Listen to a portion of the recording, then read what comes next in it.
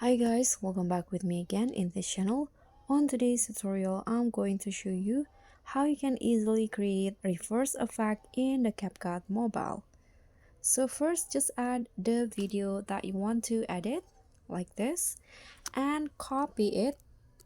So click on the video and click on duplicate, this one, and on the second video, click on the second video and find reverse, this one.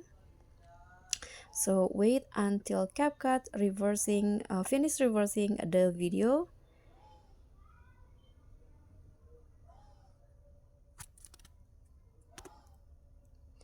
So after the reversing process is finished, you can make it slow to have a dramatic effect on the reverse video. So let's go to speed menu, and in here click on normal. I'm going to slow it down to 0.6 seconds.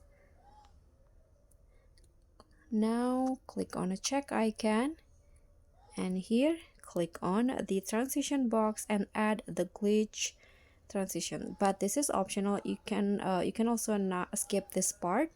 So I'm going to just use this glitch, adjust it to 1.1 seconds, and this will be the result. So guys, that's all from me. Thank you so much for watching. Don't forget to like, comment, subscribe, also click on thanks. Bye.